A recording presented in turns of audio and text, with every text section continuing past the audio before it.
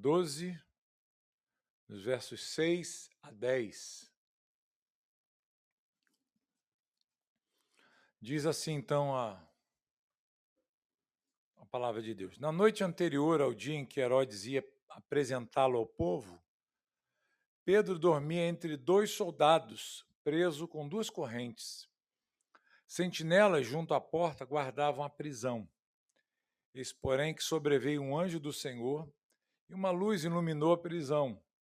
O anjo tocou no lado de Pedro e o despertou, dizendo: Levante-se depressa. Então as correntes caíram das mãos dele. E o anjo continuou: Coloque o cinto e calce as sandálias. E ele assim o fez. O anjo lhe disse mais: Ponha a capa e siga-me. Então, Saindo Pedro seguia, não sabendo o que era real e o que estava sendo feito pelo anjo. Ele pensava que era uma visão.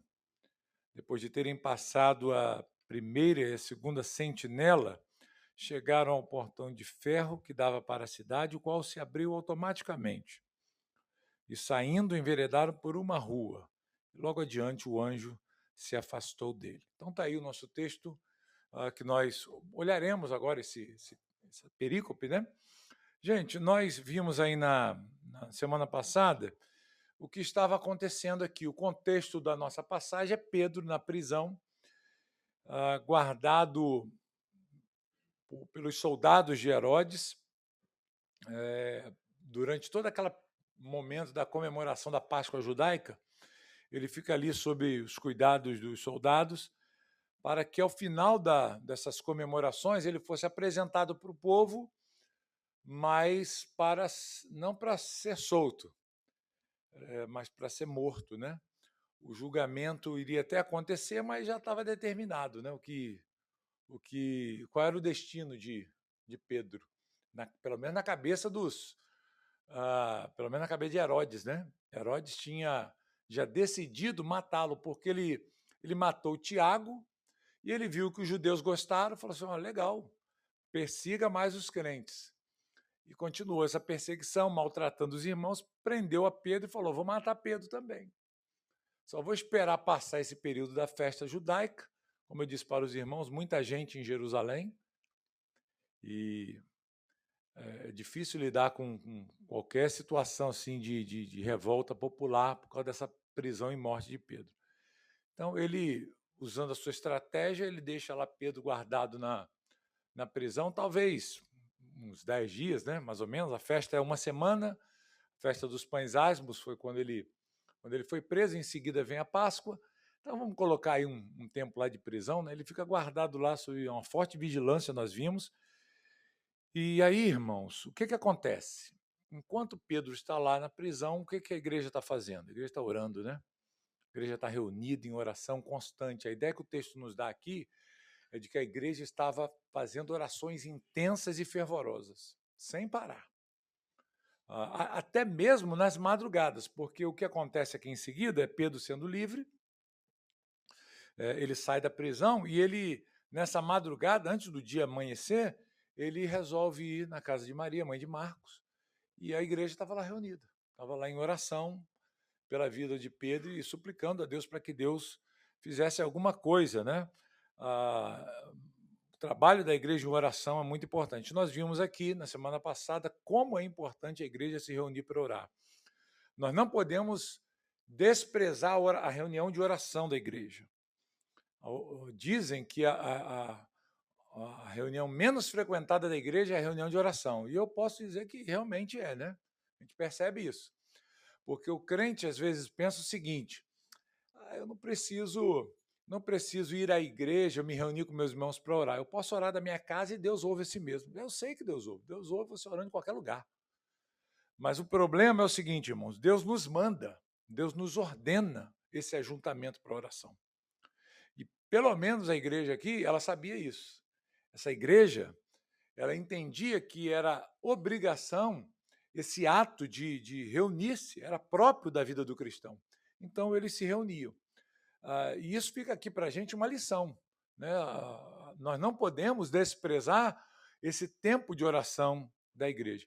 Pode parecer algo simples, sem muita emoção, né, talvez, mas, queridos, Deus ouve quando nós oramos, nesse ato de nós nos reunirmos aqui, mesmo em poucas pessoas e orarmos uns pelos outros, essa simplicidade, Deus ouve, Deus se alegra, se agrada dessas coisas e nossas orações, elas são ouvidas pelo Senhor. Ainda que a gente pense que, poxa, pouca gente, né? Porque vamos deixar para a gente orar só no domingo. Aproveitar o culto de domingo, que tem mais pessoas, mais gente reunida para a gente orar. A gente faz isso também. Só que existe um tempo específico para a gente orar uns pelos outros, compartilhar nossas lutas e dificuldades, e esse é o momento. Então fica aqui a lição para a gente, né? Temos que orar em todo tempo, sozinhos, tem o nosso tempo de oração particular, mas quando a igreja se reúne para orar, irmãos, não despreze isso, tá? Sempre que você tiver oportunidade, até mesmo com certa dificuldade, venha e ore, busque ao Senhor, ok? Então é assim que a igreja estava lidando com esse problema. A igreja estava enfrentando um problema terrível de ter o apóstolo de Cristo, o principal apóstolo de Jesus, né? Nós sabemos o papel que Pedro desempenhou na formação do colégio apostólico ali, da igreja primitiva, e seria uma perda muito grande. E a igreja entendeu isso e sofreu com a morte de Tiago e falou, não podemos perder mais um apóstolo, vamos orar o tempo que for preciso. Se a gente tiver que atravessar a madrugada orando, vamos orar. O dia do julgamento é quando? É tal. Então, até lá, nós vamos orar sem cessar. E vamos ver o que Deus faz, né? Vamos pedir que Deus faça alguma coisa. E, gente, o que acontece aqui é que Deus faz, né? Deus faz já quase no finalzinho. Os irmãos perceberam isso no texto? Se vocês olharem aí para o texto bíblico, os irmãos verão que é exatamente assim que Deus age. Verso 6 aí. Na noite anterior ao dia em que Herodes ia apresentá-lo ao povo, Pedro dormia entre dois soldados presos com duas correntes. Imagina a cena aí. Véspera da execução. Pedro vai ser apresentado aos judeus e morto em seguida. Naquela madrugada, gente, Deus envia a resposta. Pergunta, por que Deus deixou a coisa chegar até esse momento? Quem sabe responder? Se você sabe, me fala, porque eu também não sei, né? A gente não conhece a mente de Deus. Mas não é interessante isso? Deus poderia ter impedido de Pedro ser preso. Isso aqui é um quebra-língua, né? É difícil falar, né? Deus poderia ter impedido o apóstolo Pedro de ser preso. E falar assim, não, ninguém vai tocar nele, mas ele é preso. E ele é preso e ele fica lá um bom tempo na cadeia, né, no cárcere. Nós não devemos olhar o cárcere um lugar confortável, tranquilo. Eu sei que hoje em dia também não é, né? As prisões, principalmente no Brasil, meu Deus, é bem complicado. Mas imagine naquela época, como que eram insalubres as prisões romanas. E dentro do contexto judaico ali, mesma coisa. Queridos, Deus poderia ter impedido Pedro passar todo esse sofrimento, de passar dias dentro de um cárcere, desconfortavelmente. Você já imaginou?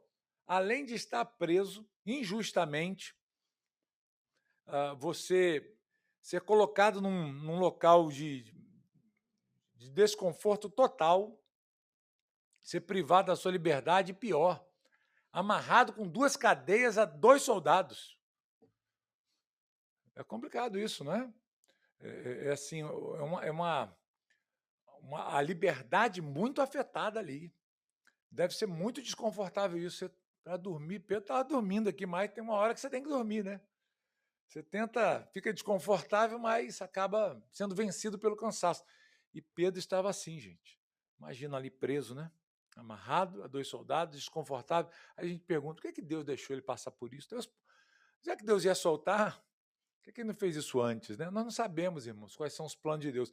Mas nos parece que Deus quer mostrar aqui o seu poder e ele quer sobrepujar e envergonhar aqueles que são opositores da igreja. O capítulo 12 aqui, ele tem esse propósito, de mostrar como é que Deus trata com tiranos, como é que Deus trata com pessoas que se opõem à sua vontade, com aqueles que se opõem à sua igreja, os seus servos. Deus está procurando mostrar exatamente isso aqui, através dessa passagem. E Herodes, então, pensa que está no controle de todas as coisas. E ele vai mantendo o seu prisioneiro ali por longos dias, intensos sofrimentos, e a igreja está lá orando. É como se fosse assim, no último momento. Você já imaginou a igreja pensando em oração, gente? Poxa, amanhã de manhã, Pedro será morto. Amanhã de manhã é o fim. Nós já oramos até agora e não livrou, Deus não fez ainda nada, né? Podia estar pensando assim, mas nós vamos continuar em oração. E aí, queridos, lá no último momento, quando o sol já está quase raiando aqui para começar um novo dia e os soldados serem ordenados a levar Pedro ao julgamento, o que acontece, queridos? Deus intervém. Deus, ele age. Deus, ele trabalha aqui para libertar o seu filho, né? Seu servo. Então, esse texto vai nos mostrar essas ações de Deus em favor do seu servo Pedro, e não só essas ações aqui. No capítulo 12, a gente vê Deus agindo do início ao fim.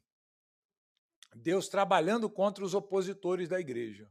Deus trabalhando contra aqueles que se opõem ao avanço, o crescimento da igreja. E aí o liberta, né, das mãos de Herodes Agripa I aqui, que eu passei para os irmãos no último estudo, quem era esse homem, o seu caráter, a sua história, né, a linhagem familiar dele, como era, e do que esse homem era capaz. E nós veremos ao final aqui do capítulo, não hoje, né, mas ao final do capítulo, como que esse homem vai morrer. Como é que Deus vai julgá-lo? Esse que se considerava um soberano e juiz sobre tudo, ele foi fortemente afetado pelas ações de justiça do Senhor, ok? Então, gente, o texto aqui, Lucas, o que Lucas está querendo fazer aqui nesse texto? Ele vai aqui ampliar aquilo que ele já havia mencionado no versículo 4. Se os irmãos olharem um pouquinho atrás, o que Lucas vai fazer agora é dar mais detalhes do que ele citou lá no versículo 4, para mostrar o caráter sobrenatural do livramento que Pedro recebeu ali naquela prisão. É legal nós observarmos aqui, porque o texto ele procura fazer assim um contraste entre essas duas autoridades e os seus dois agentes, ou seus dois servos. Nós temos aqui o poder de Herodes, a autoridade de Herodes, sendo mostrada, executada através dos seus soldados. São 16 soldados contra Pedro. 4 escoltas de 4 soldados. Então, é muita gente para guardar um homem só. Será que Herodes tinha medo de Pedro fugir? Com certeza, porque isso já havia acontecido lá atrás, nós já vimos, ok? E nós já vimos também, queridos, um pouco lá atrás, a igreja orando contra aqueles que se opõem ao evangelho, o crescimento da igreja. Lembra da oração que a igreja fez quando os apóstolos foram soltos? A igreja ora assim: Senhor, dê-nos autoridade, dê-nos coragem e intrepidez para continuarmos anunciando a tua palavra, enquanto o Senhor estende as tuas mãos para operar sinais, maravilhas e prodígios. O que vai acontecer aqui, queridos, é um prodígio, é um sinal. Nós não podemos olhar para essa passagem, o texto que a gente leu aqui, e achar que isso aqui é uma coisa normal. De repente, a luz brilhar dentro da cadeia, as correntes das mãos saírem,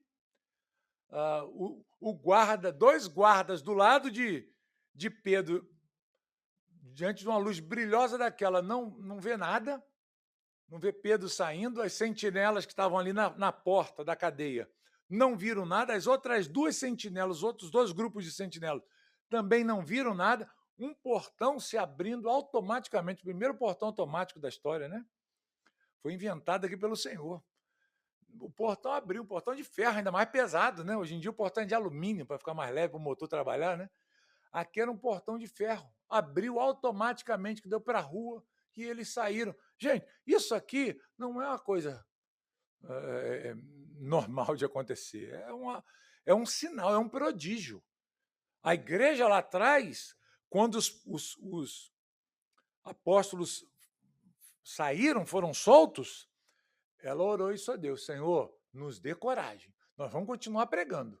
E o Senhor estende a tua mão para operar todas essas coisas. E aqui a gente está vendo que Lucas está registrando, olha, lembra da oração da igreja? Então, está acontecendo aqui. A igreja continua a orar e Deus está fazendo prodígios, Deus está fazendo sinais. Deus está zombando de Herodes aqui. Deus está zombando dessas autoridades. Então, nós temos a autoridade de Herodes, a autoridade humana e os seus agentes. Quem são os agentes aqui de Herodes? São os soldados, né? Essa escolta, 16 homens contra Pedro, um pescador da Galileia. Grande ameaça, né? Mas Herodes já, como eu falei, já tinha pensado, esse cara aí é complicado. Não, é melhor tomar cuidado para que ele não escape, né? E aí o manteve preso. Por outro lado, queridos, o outro ponto que Lucas está fazendo aqui é mostrar a autoridade suprema, a autoridade divina, a autoridade sobre todas as coisas, que é quem? É o próprio Deus agindo. E Deus age através também, ele tem seus agentes. E ele envia aqui não 16 anjos para soltar Pedro, mas envia quantos? Envia um só. Foi suficiente, né? Um anjo só foi suficiente para resolver esse problema. E aqui nós encontramos, percebemos o caráter do sobrenatural da coisa, né? Como que o poder do Senhor e a ação do Senhor é infinitamente superior à dos homens. Bastou um anjo só chegar lá na prisão e fazer tudo isso. Não dá para você lutar e resistir a um poder como esse. Então, é isso que o Lucas está querendo nos mostrar aqui, esses dois agentes. O agente humano que diz, eu tenho autoridade, eu tenho poder, eu faço o que eu quero, eu quero agradar esse grupo aqui para poder me manter no poder, para continuar aqui na minha posição de rei, e eu vou fazer o que eu quiser fazer. Mas, por outro lado, a gente vê quem? O Senhor também mostrando, olha, você não sabe de nada, né? Você não é nada diante de mim. Olha, eu vou te tirar da cena. Você se considera uma pessoa importante e poderosa, mas eu vou te afastar da cena aqui. E ele é afastado de uma forma bem terrível e dramática. Na oportunidade, nós olharemos para isso. Então, se os irmãos olharem o verso 6, gente, a gente vai ver essa situação, né? A forte vigilância que está sobre Pedro, e os soldados ali de Herodes trabalhando para guardá-lo, para protegê-lo, porque sabia da dificuldade.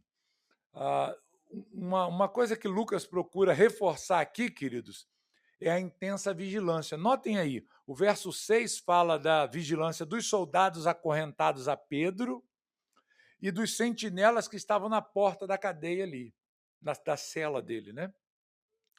No verso 10, Lucas vai reforçar novamente essa ideia, mostrando as outras duas sentinelas que estavam ali, ao longo do caminho, para proteger. E, por último, o portão de ferro, né, que representa aqui a proteção máxima, o cuidado máximo para que ninguém escapasse ali.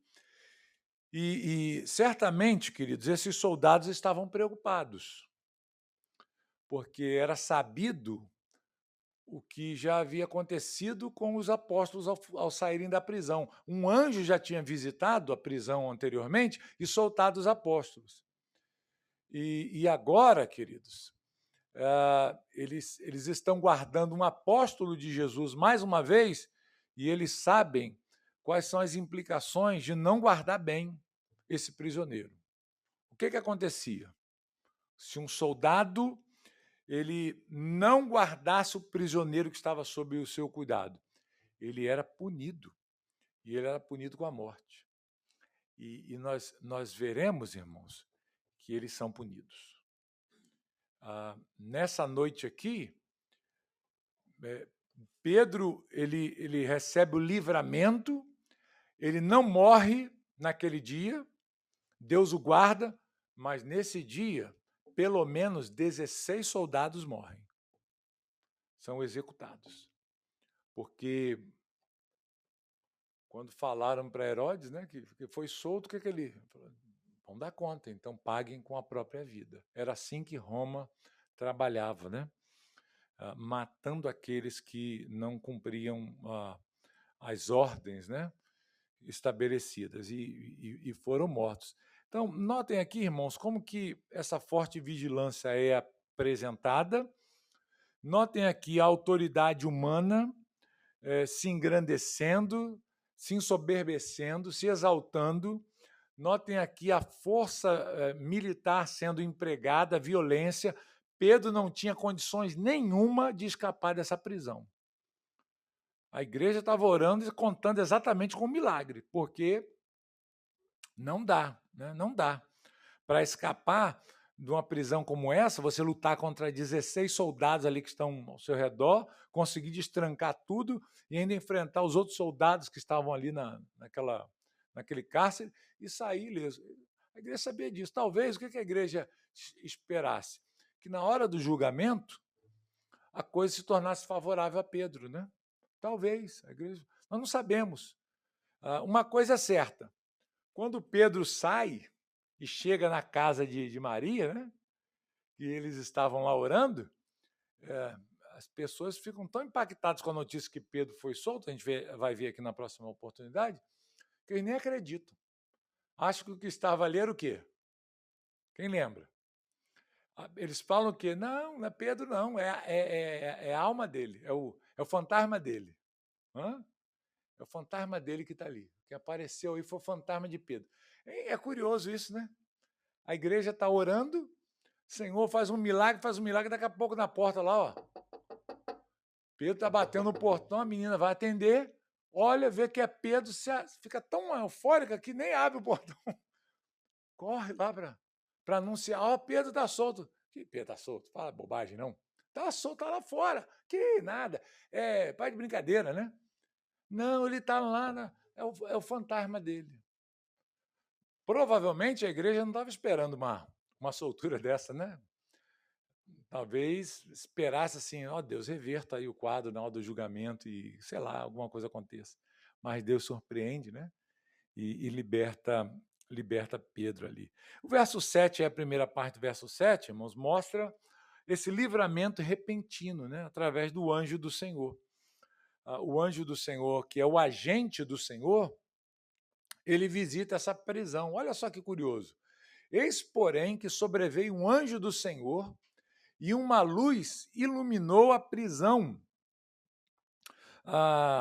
O anjo tocou num lado de Pedro e o despertou, dizendo: levante-se depressa. Então as correntes caíram das mãos dele. Na fala do anjo, nessa ordem do anjo, o que acontece? As cadeias caem, né? Ele fica livre ali. E o anjo continuou: coloque o cinto e calce as sandálias. E ele assim o fez. O anjo lhe disse mais: põe a capa e siga-me. O anjo vai dando instruções para ele, né? Olha, faça assim, faça assado. Olha, age assim, vamos lá, rapaz, levanta aí. Levanta, coloca o chinelo, bota a capa aí, me segue, fica de pé. Ele vai dando comandos. E isso aqui, queridos, é uma ação sobrenatural, né? Veja aqui, irmãos, que não há nenhuma violência, né? Há só palavras, há só ordens. Uma luz forte brilha ali na prisão, as cadeias saem, as portas se abrem, ninguém consegue ver nada. A gente não sabe como é que os soldados ficaram, se adormeceram, se ficaram em uma espécie de transe, né? Sei lá. Mas a realidade é que Pedro conseguiu sair da prisão por uma ação sobrenatural de Deus. E Deus usou um agente dele, um anjo, né? Para fazer tudo isso. Dá as direções a Pedro, e diz o verso 9 que Pedro, então, saiu, obedeceu e começou a seguir. Mas diz o texto que, olha, ele pensou que aquilo ali era apenas uma visão. Estava tão assim, impactado com aquilo, que ele foi refletindo, caminhando ali, vendo tudo aquilo, mas ele pensava, eu devo estar sonhando, eu estou tendo uma visão, nada disso aqui é real. Ele fica assim meio bobo, né? Sem entender o que está acontecendo naquele momento. E aí eles então passam pelas sentinelas, pelo portão, e dizem então que entram por uma rua e depois o anjo se afasta. Não fala nada, né? Não fala mais nada. Simplesmente vai embora e deixa Pedro ali, livre do poder de Herodes. Irmãos, essa ação de Deus aqui mostra que Deus, ele, em favor do seu servo, em favor daquele a quem ele ama e ele cuida, ele age de maneiras inesperadas, né? Quando nós olhamos para esse texto aqui, nós aprendemos que Deus, ele é poderoso para fazer coisas assim que aos nossos olhos podem parecer até sonho, né? Como Pedro, isso é uma visão, um sonho, não estava muito acreditando no que estava acontecendo. Mas isso foi uma ação de quem? Uma ação de Deus por amor à sua igreja que estava orando, por amor ao seu servo que tinha que cumprir os seus propósitos com relação à igreja. E a gente vê o controle de Deus sobre todas as coisas, agindo da maneira que ele quer. Eu perguntei no início, né, por que Deus permitiu tudo isso?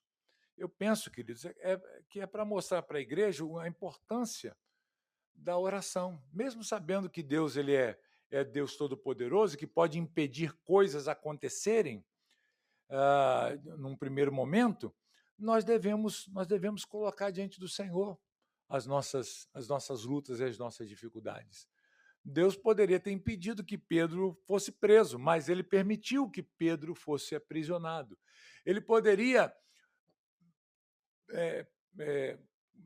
não deixar Pedro passar por todos esses incômodos na prisão, mas ele deixou com um propósito. Ele poderia ter soltado Pedro logo no início, mas ele deixou até o último dia, até o último momento. E ele surpreende, né? Com essa notícia inesperada e tão aguardada ao mesmo tempo, mas que cai como uma surpresa e mostra, assim, para o inimigo, para o opositor, que ele, o Senhor, é soberano sobre todas as coisas. Ele tem a última palavra, ele tem a palavra final. É o que ele diz. Herodes, talvez tenha ido dormir naquela noite ansioso, né? Falando, amanhã eu vou ganhar mais pontos. Eu vou mostrar o meu poder para esse povo. Eu vou mostrar para essa igreja, esse bando de crente que está aí, que eu é quem sou a autoridade. E eu faço o que eu quero. E ele esperava ali, provavelmente no próximo dia, receber uma honra que nós veremos que ele buscou um pouco mais à frente no capítulo. Por que Deus faz então assim, no último segundo, no último momento, né? No último instante? É justamente, queridos, eu penso, é uma especulação aqui, né? Eu penso que é para exatamente mostrar que Deus tem o controle de todas as coisas. Eu poderia ter feito isso antes. Eu deixei para fazer agora para mostrar o meu poder e destronar essa sua arrogância, essa sua soberba e mostrar que eu controlo todas as coisas. Gente, isso é uma grande lição para a gente, né? Esse texto aqui nos ensina a importância de nós insistirmos na oração até o final. Não é verdade? Isso aqui mostra que essa igreja era uma igreja que orava, que se comprometia com a oração e era uma igreja que perseverava na oração. E valeu a pena? O que vocês acham? Valeu, né? Claro.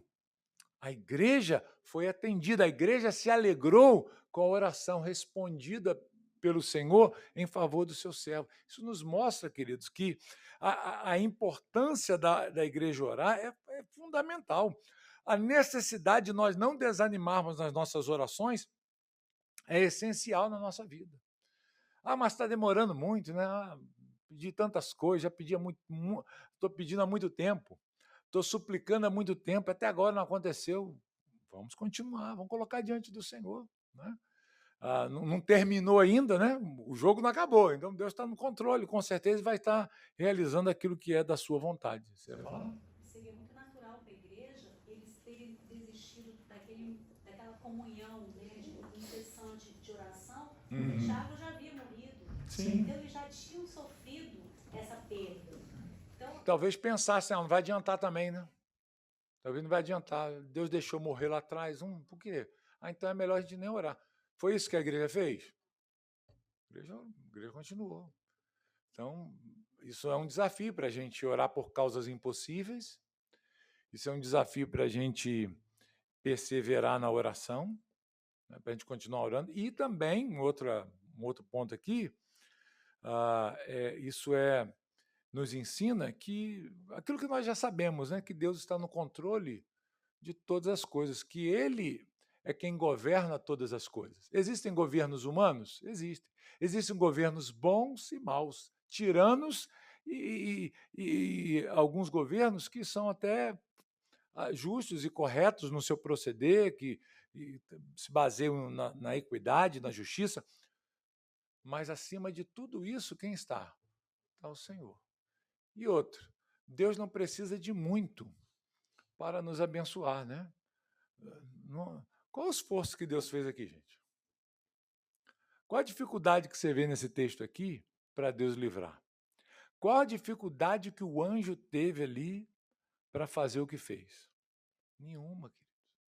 Isso nos mostra que há em Deus todo o poder sobre todas as coisas e que nada é difícil ou impossível para Ele. Então, que nós descansemos, né?